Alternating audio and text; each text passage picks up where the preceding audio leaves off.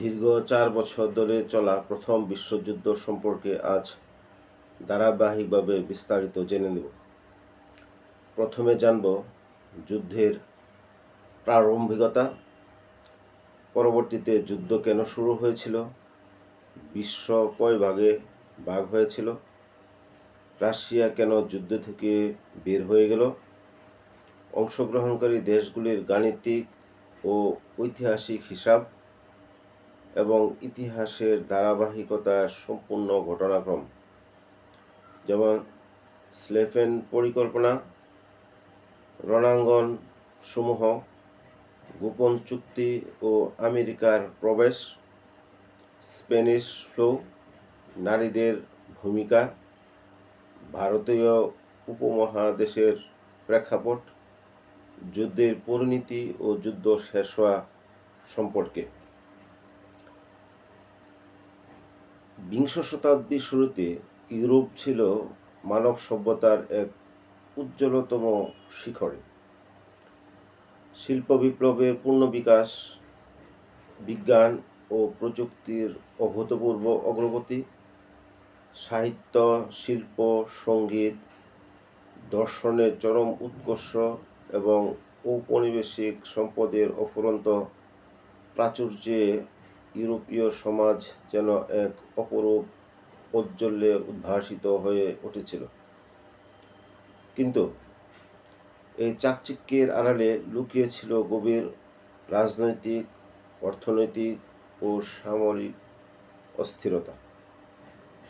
পুরো মহাদেশটি যেন এক বিশাল বারুদের স্তূপের উপর দাঁড়িয়েছিল, যেখানে প্রয়োজন ছিল কেবল একটি ছোট অনুঘটকের। 1914 সালে সেই মহাযুদ্ধের আনুষ্ঠানিক সূচনা হয়। মাত্র কয়েক সপ্তাহের মধ্যেই ইউরোপীয় শক্তিশালী দেশগুলো এক ভয়াবহ আত্মঘাতী সংঘাত বা প্রথম বিশ্বযুদ্ধে জড়িয়ে পড়ে। এটি কোনো সাধারণ যুদ্ধ ছিল না। 4 বছর ধরে চলা এই যুদ্ধ ছিল মানব ইতিহাসের প্রথম আধুনিক মহাযুদ্ধ, যা শতাব্দীর পর শতাব্দী ধরে গড়ে ওঠা বিশাল সাম্রাজ্যগুলোকে ধ্বংস করে দিয়েছিল, কোটি কোটি মানুষের জীবন কেড়ে নিয়েছিল এবং বিংশ শতাব্দীর বৈশ্বিক রাজনৈতিক ভিত্তিকে সম্পূর্ণরূপে বদলে দিয়েছিল। 1914 সালের 28 জুন বসনিয়ার সারাজেগোভা শহরে অস্ট্রিয়া হাঙ্গেরির যুবরাজ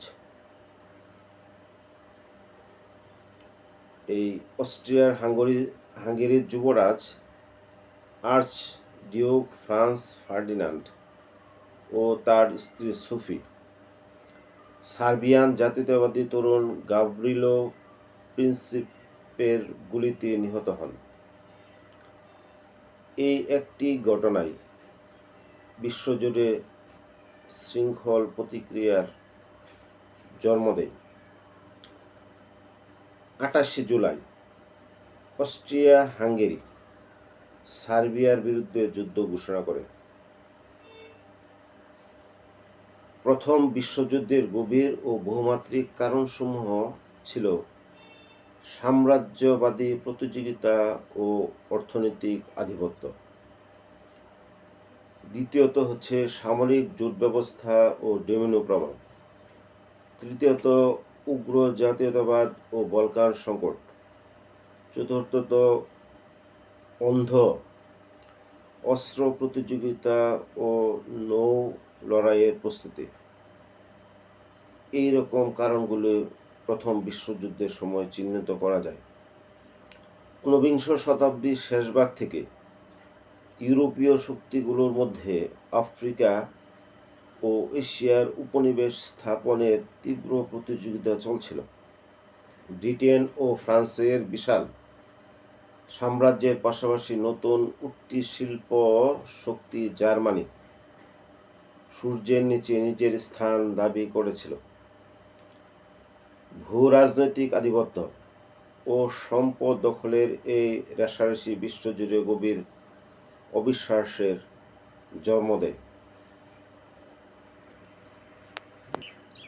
ইউরোপ মূলত দুটি শক্ত সামরিক জোটে বিভক্ত হয়ে পড়ে: ত্রিপক্ষীয় জোট, ট্রিপল অ্যালায়েন্স, এবং ত্রিপক্ষীয় সমঝোতা, ট্রিপল ইন্টেন্ট। এইভাবে ত্রিপক্ষীয় জোটের মাঝে ছিল জার্মানি, অস্ট্রিয়া হাঙ্গেরি ও ইতালি। যদিও যুদ্ধ শুরু হলে ইতালি নিরপেক্ষ থাকে এবং পরে মিত্রপক্ষে যোগ দেয়। ত্রিপক্ষীয় সমঝোতা জোটগুলো ছিল ব্রিটেন, ফ্রান্স, রাশিয়া। জোটগুলো এমন কাঠামোর উপর গড়ে উঠেছিল যে কোনো একটি দেশ আক্রান্ত হলে তাদের মিত্রগুলো স্বয়ংক্রিয়ভাবে যুদ্ধে জড়িয়ে পড়তে বাধ্য হতো, যা ইতিহাসে ডোমিনো প্রভাব নামে পরিচিত। সাম্রাজ্যগুলোর অধীনে থাকা বিভিন্ন জাতির মধ্যে উগ্র জাতীয়তাবাদের বিকাশ ঘটে। বিশেষ করে বলকান অঞ্চলে সার্ব, ক্রোয়েট ও বসনিয়াকদের স্বাধীনতাকামী আন্দোলন এবং রাশিয়ার প্যান স্লাভিজম নীতি ইউরোপের শক্তিকে অস্থিতিশীল করে তোলে। এখন আসি যে প্যান স্লাভিজমটা কি। স্লাভিক দেশ কোনো একক রাজনৈতিক সাম্রাজ্য নয়, বরং এটি একটি ভাষাগত, সামাজিক ও সাংস্কৃতিক পরিচয়। সহজ কথায় প্যান স্লাভিজম হল বিশ্বের সব স্লাভিক জাতি এক পরিবার, আর রাশিয়া সেই পরিবারের অভিভাবক। মূল তিনটি কথা: একতার চেতনা, 2 হচ্ছে রাশিয়ার নেতৃত্ব, 3 হচ্ছে রক্ষকের ভূমিকা।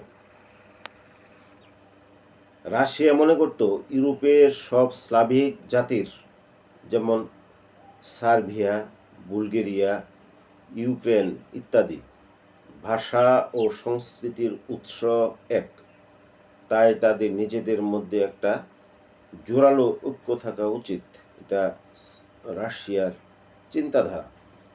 রাশিয়া নিজেকে এই স্লাভিক পরিবারটির প্রধান নেতা ও রক্ষক হিসাবে উপস্থাপন করত। অন্য কোনো সাম্রাজ্য, যেমন অস্ট্রো হাঙ্গেরি, যদি কোনো ছোট স্লাভিক দেশের উপর আক্রমণ করত বা কোনো ধরনের ব্যবস্থা নিত, তবে রাশিয়া অভিভাবক হিসাবে তাকে সাহায্য করতে এগিয়ে আসত।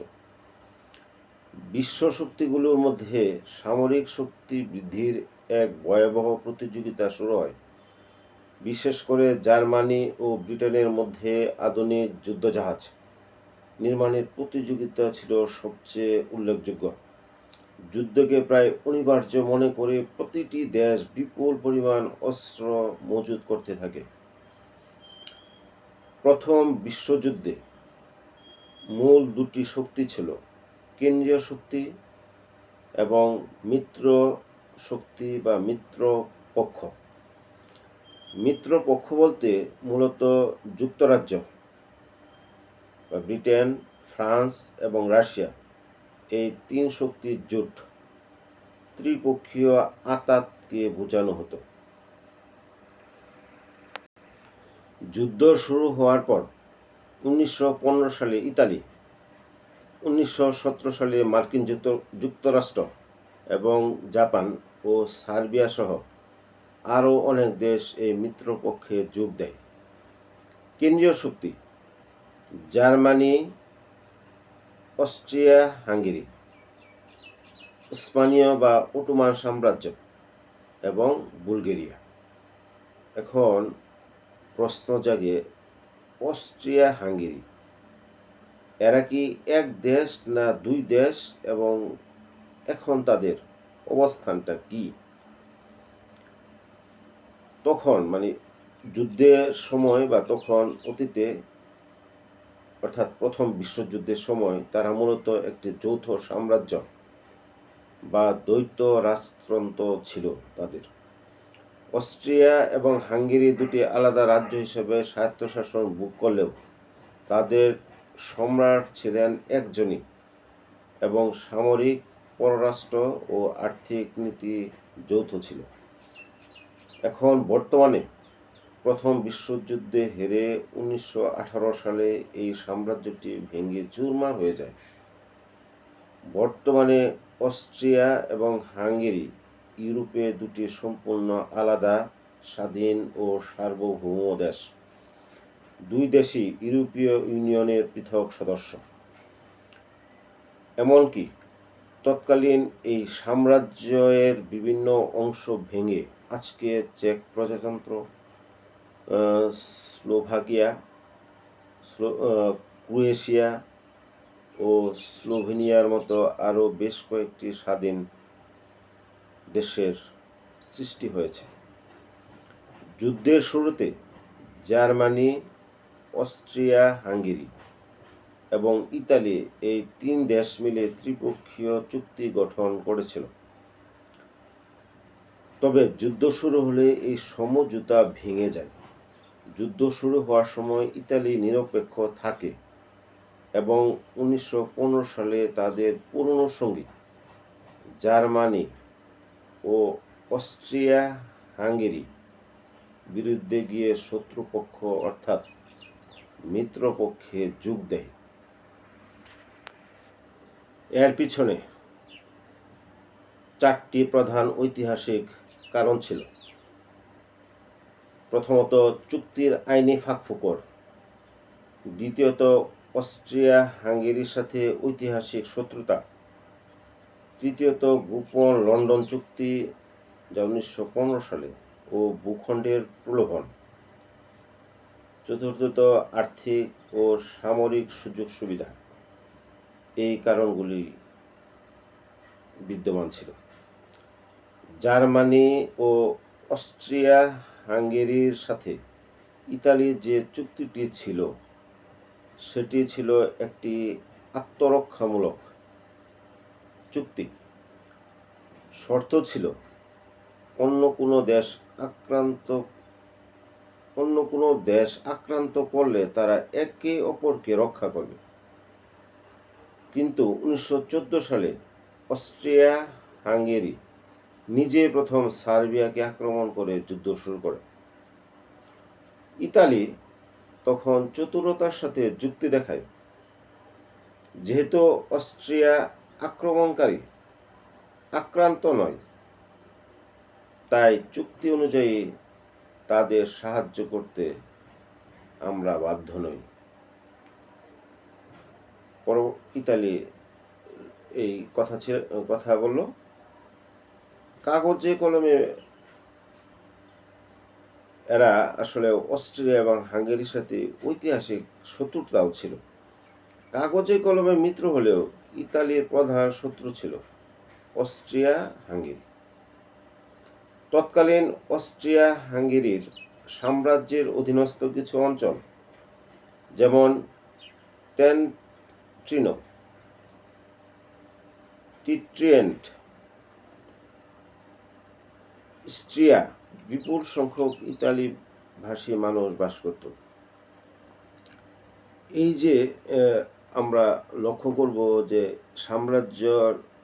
এই অস্ট্রিয়া হাঙ্গেরির সাম্রাজ্যের অধীনস্থ টেন্ট্রিনো, টিট্রিয়েন্টে, তারপরে ইস্ট্রিয়া, এগুলো অনেক ইতালীয় ভাষার মানুষ যখন বসবাস করত, ইতালি এই অঞ্চলকে নিজেদের ভূখণ্ড মনে করত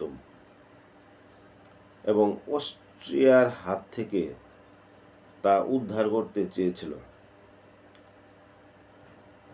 ইতালি বুঝতে পেরেছিল অস্ট্রিয়া হাঙ্গেরি বিজয়ী হতেও ইতালিকে তাদের নিজস্ব ভূমি ছেড়ে দেবে না। ঠিক এই সুযোগটি নেয় মিত্রপক্ষ ব্রিটেন ও ফ্রান্স। এরা 1915 সালে তারা ইতালির সাথে একটি গোপন চুক্তি করে, যা লন্ডন চুক্তি নামে পরিচিত। সেখানে ব্রিটেন ও ফ্রান্স প্রতিশ্রুতি দেয়, ইতালি যদি মিত্র পক্ষে যোগ দিয়ে অস্ট্রিয়ার বিরুদ্ধে যুদ্ধ ঘোষণা করে, তবে যুদ্ধের পর বিজয়ী হলে অস্ট্রিয়া হাঙ্গেরির ওই কাঙ্ক্ষিত ইতালির ভূখণ্ডগুলো ইতালিকে দিয়ে দেওয়া হবে। অর্থাৎ ইতালি প্রথমে কেন্দ্রীয় শক্তির সাথে আত্মরক্ষামূলক চুক্তি করে যোগ দিল এবং পরে কেন্দ্রীয় শক্তি থেকে বেরিয়ে গিয়ে মিত্র পক্ষের সাথে গোপন লন্ডন চুক্তি করে মিত্র পক্ষে যোগ দিল। এই হচ্ছে ইতালির অবস্থা। তৎকালীন ইতালি অর্থনৈতিকভাবে খুব একটা সমৃদ্ধ ছিল না। মিত্রপক্ষ, বিশেষ করে ব্রিটেন, ইতালিকে যুদ্ধে টিকিয়ে রাখার জন্য বিশাল অঙ্কের ঋণ, কয়লা ও কাঁচামাল সরবরাহের প্রতিশ্রুতি দিয়েছিল। সংক্ষেপে যদি বলা যায় যে অস্ট্রিয়া হাঙ্গেরির সাথে পুরনো ভৌগোলিক শত্রুতা এবং মিত্রপক্ষের দেওয়া যুদ্ধের পর বাড়তি জমি ও টাকার প্রলোভন, এ কারণে ইতালি চুক্তি ভেঙে মিত্রপক্ষে যোগ দিয়েছিল। ইতালি যা যা আশা করেছিল বা চুক্তিতে প্রতিশ্রুতি দেওয়া হয়েছিল তার পুরোটাই তারা পায়নি। যুদ্ধ শেষে 1919 সালে প্যারিস শান্তি সম্মেলনে মিত্রপক্ষ ইতালির সাথে করা প্রতিশ্রুতির অনেকখানি ভঙ্গ করে। এর ফলে ইতালির মনে চরম ক্ষোভের সৃষ্টি হয়। ইতালি যা পেয়েছিল, এখন এ সম্বন্ধে আসি যে লন্ডন চুক্তির প্রতিশ্রুতি অনুযায়ী কিছু কিছু অঞ্চল তারা লাভ করেছিল, যেমন আমরা লক্ষ্য করব যে ট্রিয়েন্টিনো, তারপরে সাউথ টাইলর, ট্রিয়েস্টে বন্দর শহর এবং ইস্ট্রিয়া উপদ্বীপ, এইগুলো সে ইতালি পেয়েছিল। ইতালি যা পায়নি এখন বলবো, বা যারা প্রতিশ্রুতি ভঙ্গ করেছিল, যেমন ইতালিকে যে লোভনীয় অঞ্চলের প্রতিশ্রুতি দেওয়া হয়েছিল কিন্তু পরে সেগুলো দেওয়া হয়নি, যেমন ডালমাটিয়া অঞ্চল, এই অঞ্চলটির প্রতিশ্রুতি দেওয়া হলেও তা ইতালিকে না দিয়ে নবগঠিত যুগোস্লাভিয়া রাজ্যের অন্তর্ভুক্ত করা হয়। তারপরে ফিউম বন্দর নগরীটাও এটি ইতালির অধ্যুষিত অঞ্চল হওয়া সত্ত্বেও ইতালিকে দেওয়া হয়নি। আফ্রিকায় জার্মান ও অটোমান উপনিবেশগুলোর কোনো অংশই ইতালিকে দেওয়া হয়নি। ব্রিটেন ও ফ্রান্স তা নিজেদের মধ্যে ভাগ করে নেয়। আর্থিক ক্ষতিপূরণের ক্ষেত্রেও একই অবস্থা লক্ষ্য করা যায়। যুদ্ধের পর জার্মানি থেকে যে ক্ষতিপূরণ আদায় করা হয়েছিল তার সিংহভাগই ব্রিটেন ও ফ্রান্স পায়, ইতালি নামমাত্র কিছু অংশ পেয়েছিল। আসলে কেন মিত্রপক্ষ প্রতিশ্রুতি ভঙ্গ করলো, এখন আমরা এদিকে লক্ষ্য করলে দেখব যে মার্কিন যুক্তরাষ্ট্রের তৎকালীন প্রেসিডেন্ট উড্রো উইলসন গোপনে করা লন্ডন চুক্তি মানতে রাজি হননি। তার নীতি ছিল জাতীয় আত্মনিয়ন্ত্রণ। তিনি যুক্তি দেন ডালমাটিয়ার মতো যেসব অঞ্চলে বেশিরভাগ মানুষ স্লাভিক ইতালীয় নয়, সেগুলো ইতালিকে দেওয়া অন্যায় হবে। যুদ্ধের পর ব্রিটেন ও ফ্রান্স নিজেদের প্রধান বিজয়ী শক্তি মনে করে মধ্যপ্রাচ্য ও আফ্রিকার বিশাল অংশ নিজেদের মধ্যে ভাগ করে নেয় এবং ইতালিকে কোণঠাসা করে ফেলে। যুদ্ধের পর ইতালি চরম অর্থনৈতিক সংকটে পড়ে এবং তাদের 6 লক্ষেরও বেশি সৈন্য মারা যায়। এত বড় আত্মত্যাগের পর চুক্তি অনুযায়ী সবকিছু না পাওয়ায় ইতালির মনে হয় ব্রিটেন ও ফ্রান্স তাদের সাথে প্রতারণা করেছে। ইতালির এই ভয়কে নাম দিয়েছিল ইতালি যখন এই তাদের ব্রিটেন এবং ফ্রান্স এর সাথে তাদের প্রতারণা করেছে বলে মনে হয়েছিল, ইতালি তখন এই জয়কে নাম দিয়েছিল পঙ্গু জয় বা খণ্ডিত বিজয়।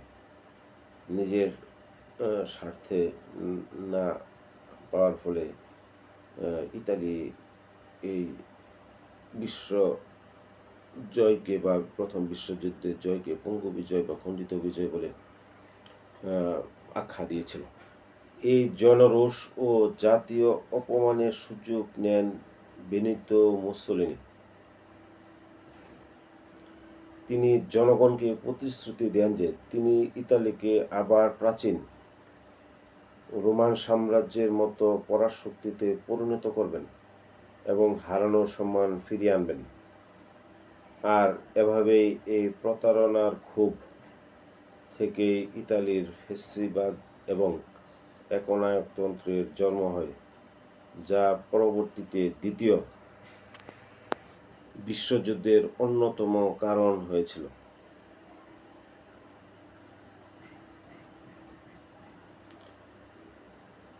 রাশিয়া সম্পর্কে এখন বলি, রাশিয়া কেন যুদ্ধ থেকে বেরিয়ে গেল। রুশ বিপ্লব ও ব্রেস্ট লিটভস্ক চুক্তি 1918 সাল। যুদ্ধের কষাঘাতে বিপর্যস্ত রাশিয়া 1917 সালে বলশেভিক বিপ্লব ঘটে এবং জারতন্ত্রের পতন ঘটে। লেনিনের নেতৃত্বে নতুন সরকার 1918 সালের মার্চে জার্মানির সাথে ব্রেস্ট লিটভস্ক চুক্তি স্বাক্ষর করে। বিশাল ভূখণ্ড জার্মানিকে ছেড়ে দিয়ে রাশিয়া আনুষ্ঠানিকভাবে যুদ্ধ থেকে সরে দাঁড়ায়। সহজ কথায় বলা যায়, যুদ্ধের ময়দানে সক্রিয় উপস্থিতি ছিল 32টি দেশ, রাশিয়া সহ।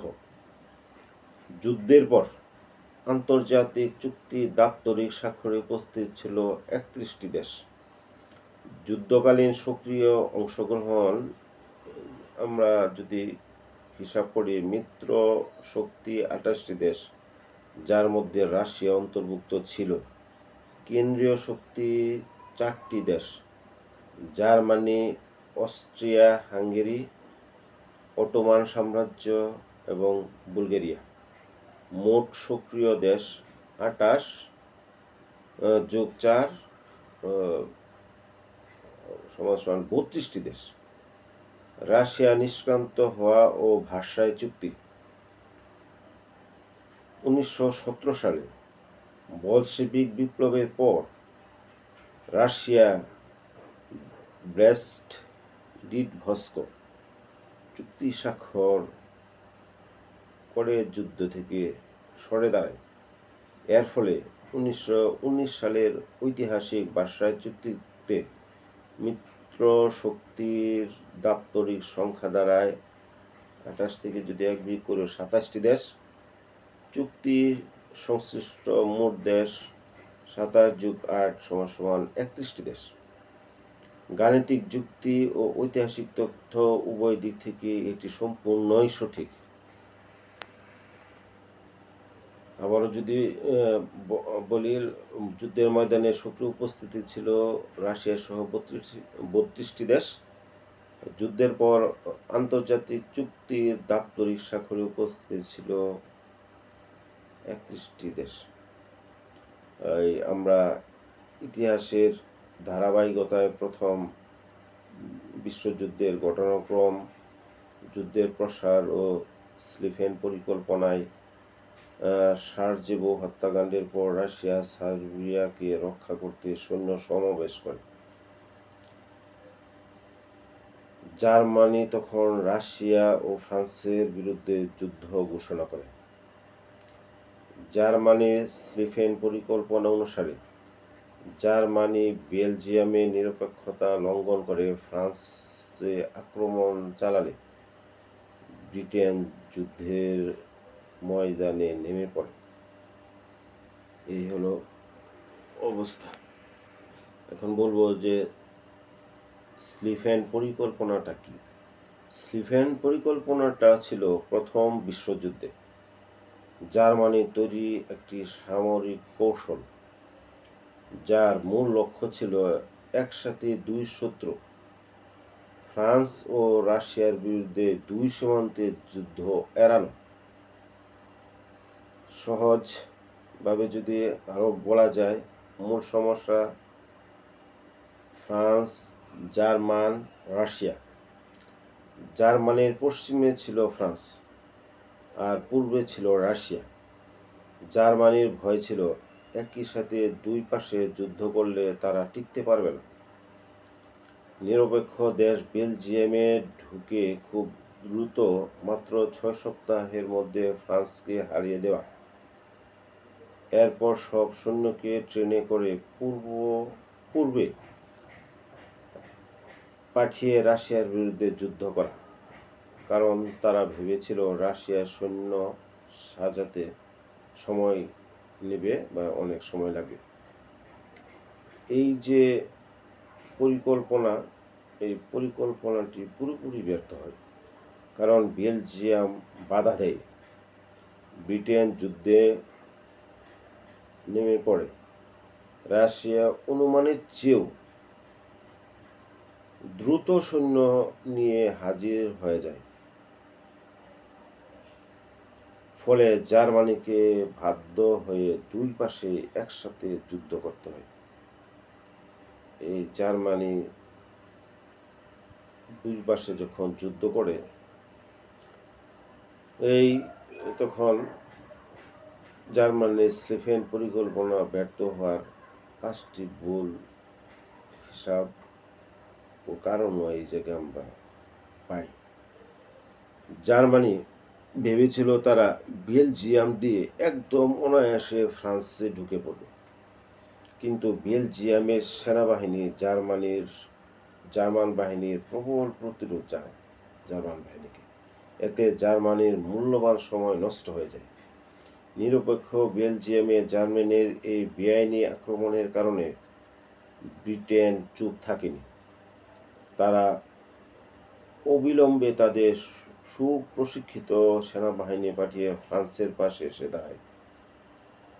জার্মানি হিসাব করেছিল রাশিয়ার সৈন্য প্রস্তুত করতে অন্তত 6 সপ্তাহ সময় লাগবে, কিন্তু রাশিয়া মাত্র 10 থেকে 12 দিনের মধ্যেই সৈন্য সাজিয়ে জার্মানির পূর্ব সীমান্তে আক্রমণ শুরু করে দেয়। ফলে জার্মানিকে তড়িঘড়ি করে ফ্রান্সের সীমান্ত থেকে সৈন্য সরিয়ে রাশিয়ার দিকে পাঠাতে হয়। প্যারিসের খুব কাছাকাছি পৌঁছেও ফ্রান্স ও ব্রিটেন যৌথ বাহিনীর পাল্টা আক্রমণের মুখে জার্মান বাহিনী থমকে যায়। ঐতিহাসিক মার্নের যুদ্ধে হেরে জার্মানি পিছু হটতে বাধ্য হয়। টানা কয়েকশো কিলোমিটার হেঁটে ও যুদ্ধ করে জার্মান সৈন্যরা চরম ক্লান্ত হয়ে পড়েছিল। তার উপর পিছন থেকে খাদ্য ও গোলাবারুদের সরবরাহ সময় মতো পৌঁছাচ্ছিল না। জার্মানি রাশিয়া ও বেলজিয়ামকে দুর্বল ভেবেছিল এবং নিজেদের গতিকে অতিরিক্ত অনুমান করেছিল। এই ভুল হিসাবে পুরো পরিকল্পনা ভণ্ডুল করে দেয়। স্লিফেন পরিকল্পনা ব্যর্থ হওয়ার পর দ্রুত জয়ের আশা শেষ হয়ে যায় এবং প্রথম বিশ্বযুদ্ধের রূপ সম্পূর্ণ বদলে গিয়ে এটি একটি দীর্ঘস্থায়ী ও অত্যন্ত ভয়াবহ স্থবির যুদ্ধে পরিণত হয়। ফ্রান্সে দ্রুত অগ্রসর হতে না পেরে উভয় পক্ষই নিজেদের রক্ষা করতে মাটির নিচে হাজার হাজার মাইল লম্বা ট্রেঞ্চ, খাদ বা সুড়ঙ্গ খুঁড়ে অবস্থান নেয়। ফলে দ্রুত আক্রমণের যুদ্ধটি মাটির নিচে মুখোমুখি বসা এক স্থবির যুদ্ধে পরিণত হয়।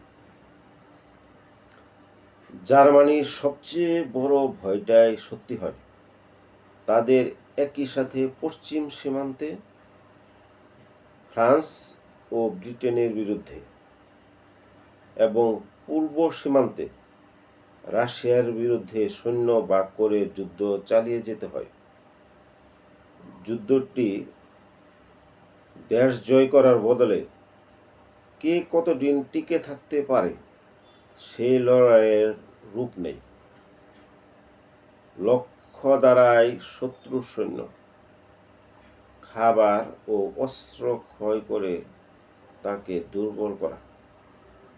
জয় করার থেকে লক্ষ্য হয়ে যায় ভিন্ন, অর্থাৎ কতদিন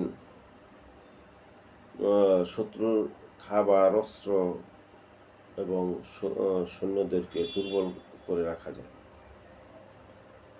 ট্রেঞ্চের অচলাবস্থা ভাঙতে বিষাক্ত কেমিক্যাল গ্যাস, ট্যাঙ্ক, ভারী মেশিনগান ও বোমারু বিমানের ব্যবহার শুরু হয়, যা যুদ্ধকে অভাবনীয় রক্তক্ষয়ী করে তোলে। যে যুদ্ধ মাত্র কয়েক সপ্তাহে শেষ হওয়ার কথা ছিল, তা 4 বছরব্যাপী এক দীর্ঘ ও বিধ্বংসী পেষণযন্ত্রের রূপ নেয়। প্রধান যুদ্ধক্ষেত্র ও সামরিক অভিযান সম্পর্কে বলি, যুদ্ধটি কেবল একটি স্থানে সীমাবদ্ধ ছিল না, বিভিন্ন ফ্রন্টে এটি ছড়িয়ে পড়েছিল। ফ্রান্স ও বেলজিয়াম সীমান্তে পশ্চিম ফ্রন্টে যুদ্ধ এক দীর্ঘস্থায়ী অচলাবস্থার রূপ নেয়। হাজার হাজার মাইল দীর্ঘ পরিখা বা ট্রেঞ্চ খুঁড়ে সৈন্যরা মাটির গর্তে মাসের পর মাস অবস্থান করত। রোদে পড়ে, বৃষ্টিতে ভিজে, কাদা, ইঁদুর ও রোগের সাথে লড়াই করে তাদের বাঁচতে হতো। ভার্দন ও সোম এর রক্তক্ষয়ী যুদ্ধে বহু লক্ষ সৈন্য প্রাণ হারায়।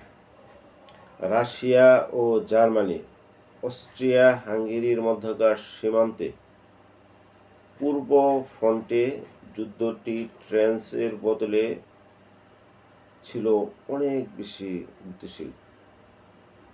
1914 সালে টাটেনবার্গের যুদ্ধে জার্মানি রুশ বাহিনীকে শোচনীয়ভাবে পরাস্ত করে। পূর্ব ফ্রন্টে রাশিয়ার ধারাবাহিক পরাজয় ও বিপুল ক্ষয়ক্ষতি দেশটির আভ্যন্তরীণ অর্থনীতি ও রাজনীতিকে ধসিয়ে দেয়। উত্তর সাগরে ব্রিটেন ও জার্মানির মধ্যে ইতিহাসের সবচেয়ে বড় সরাসরি সামুদ্রিক লড়াই সংগঠিত হয়। এটি জুটল্যান্ডের যুদ্ধ নামে পরিচিত। যুদ্ধে জার্মানি ব্রিটিশ নৌবহরের বেশ ক্ষতি করলেও সমুদ্রের উপর ব্রিটিশদের অবরুদ্ধকরণ নীতি ভাঙতে ব্যর্থ হয়, যা জার্মানির রসদ সরবরাহের মারাত্মক টান ফেলে। অটোমান সাম্রাজ্য, তুর্কি জার্মানির পক্ষে যুদ্ধে যোগ দিলে মধ্যপ্রাচ্যে নতুন যুদ্ধক্ষেত্রে পরিণত হয়। ব্রিটিশ সহায়তায় শরীফ হুসাইনের নেতৃত্বে অটোমানদের বিরুদ্ধে আরব বিদ্রোহ শুরু হয়, যাতে বিখ্যাত টি.ই. লরেন্স বা লরেন্স অব আরাবিয়া ভূমিকা রাখেন। এর ফলে অটোমান সাম্রাজ্য মধ্যপ্রাচ্যে তার নিয়ন্ত্রণ হারিয়ে ফেলে। ইপ্রেস, বেলজিয়ামের ইপ্রেস শহরে যুদ্ধের ইতিহাসে প্রথমবারের মতো প্রাণঘাতী রাসায়নিক গ্যাস ব্যবহার করা হয়। অটোমানদের পরাজিত করে কৃষ্ণ সাগরের পথ খুলতে ব্রিটিশ, ফরাসি, অ্যানজাক মানে অস্ট্রেলিয়া, নিউজিল্যান্ড এবং বহু ভারতীয় সেনা গেলিপোলিতে আক্রমণ চালায়, কিন্তু তুর্কি বাহিনীর দৃঢ় প্রতিরোধে মিত্র বাহিনী ব্যর্থ হয়ে পিছু হটে। মোড় পরিবর্তনকারী ভূ-রাজনৈতিক ঘটনা এবং গোপন চুক্তিগুলো ছিল জিমারম্যান টেলিগ্রাম ও আমেরিকার যুদ্ধে প্রবেশ করা 1917 সালে। প্রথম দিকে যুক্তরাষ্ট্র নিরপেক্ষ থাকলেও দুটি ঘটনা পরিস্থিতি বদলে দেয়। জার্মানির অবাধ সাবমেরিন আক্রমণ, যাতে মার্কিন জাহাজ ডুবে যায়, এবং গোপন জিমারম্যান টেলিগ্রাম।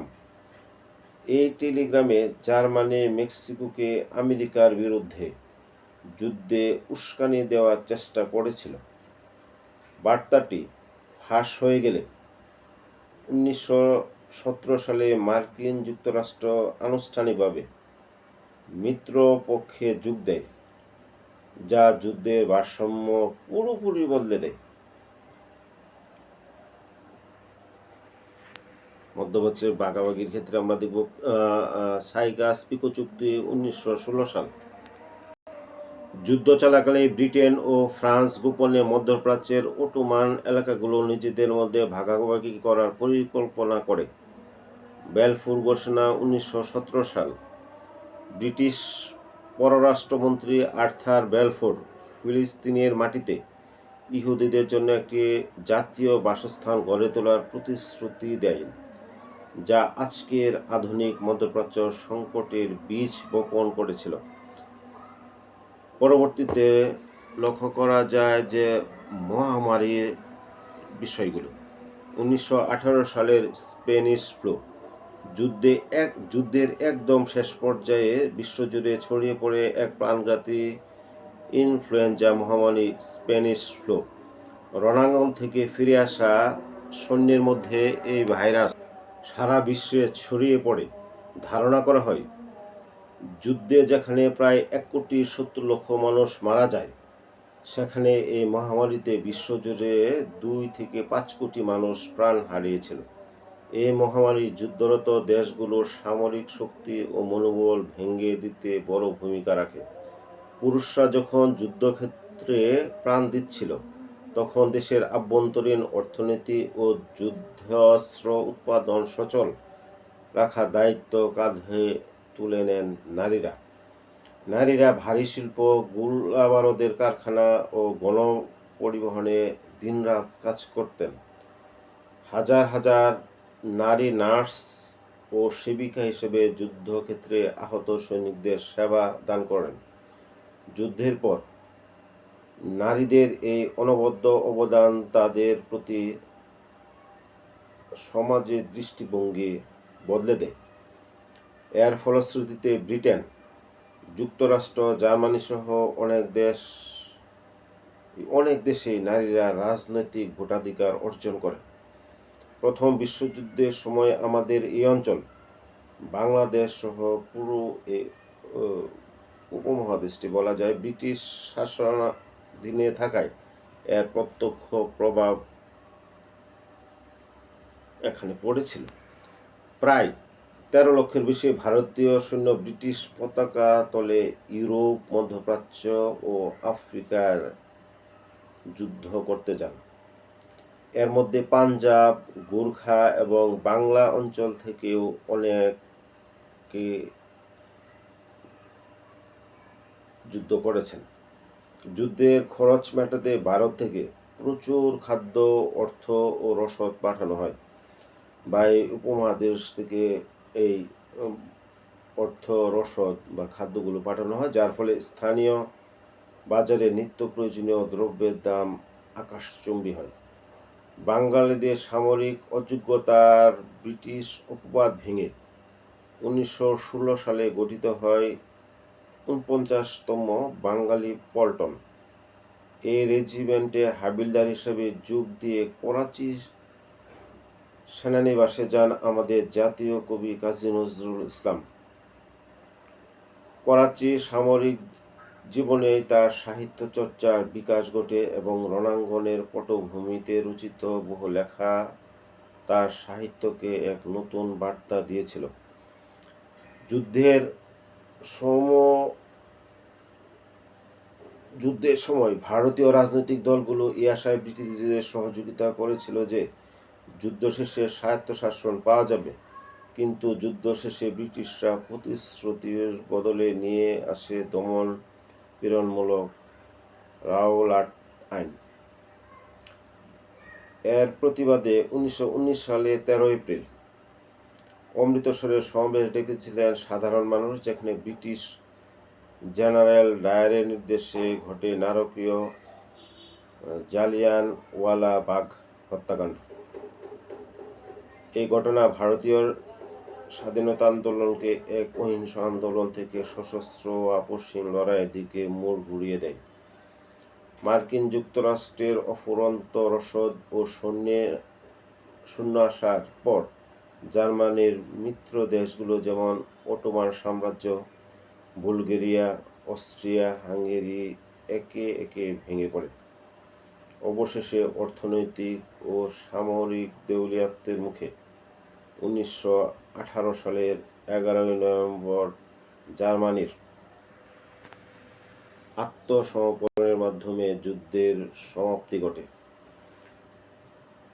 এই যুদ্ধে 1,70,00,000-এর বেশি মানুষ নিহত হন এবং আরও 2 কোটির বেশি আহত হন।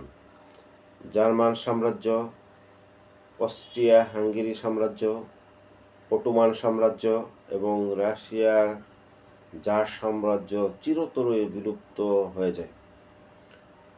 বিশ্ব শান্তি বজায় রাখার উদ্দেশ্যে আন্তর্জাতিক সংস্থা জাতিপুঞ্জ গঠিত হয়।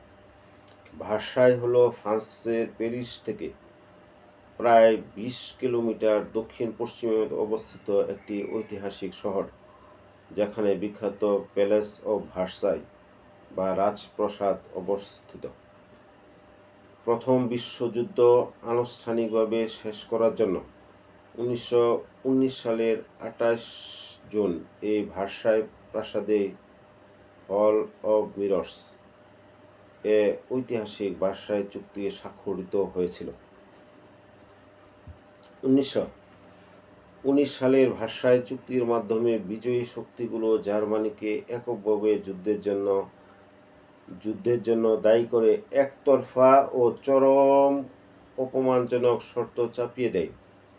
জার্মানির ভূখণ্ড খর্ব করা হয় এবং বিশাল অঙ্কের যুদ্ধের ক্ষতিপূরণ দিতে বাধ্য করা হয়। প্রথম বিশ্বযুদ্ধ মানবজাতিকে আধুনিক যুদ্ধের ভয়াবহতা সম্পর্কে এক চরম শিক্ষা দিয়েছিল, কিন্তু বিজয়ী শক্তিগুলোর চরম প্রতিশোধপরায়ণতা ও কূটনৈতিক ব্যর্থতার কারণে যে ভার্সাই চুক্তি স্বাক্ষরিত হয়েছিল তা প্রকৃতপক্ষে স্থায়ী শান্তি আনতে পারেনি। ফরাসি জেনারেল ফার্দিনান্দ ফচ চুক্তিটি দেখে ক্ষোভ প্রকাশ করে বলেছিলেন, এটি কোনো শান্তি চুক্তি নয়, এটি 20 বছরের জন্য একটি যুদ্ধ বিরতি মাত্র।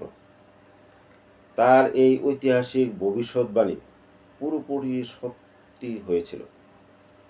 ভার্সাই চুক্তির ফলে সৃষ্ট জার্মানির অর্থনৈতিক পঙ্গুত্ব ও জাতীয় অপমান থেকে জন্ম নিয়েছিল উগ্র ফ্যাসিবাদ ও হিটলারের উত্থান, যা ঠিক 20 বছর পর 1939 সালে বিশ্বকে ঠেলে দিয়েছিল দ্বিতীয় বিশ্বযুদ্ধের আরও ধ্বংসাত্মক এক অগ্নিপরীক্ষায়। প্রথম বিশ্বযুদ্ধ আমাদের আজও স্মরণ করিয়ে দেয় যে উগ্র জাতীয়তাবাদ, অনিয়ন্ত্রিত অস্ত্র প্রতিযোগিতা, সাম্রাজ্যবাদী লোভ এবং কূটনৈতিক আলোচনা ভেঙে পড়লে মানব সভ্যতা কতটা ভয়াবহ পরিণতির মুখোমুখি হতে পারে।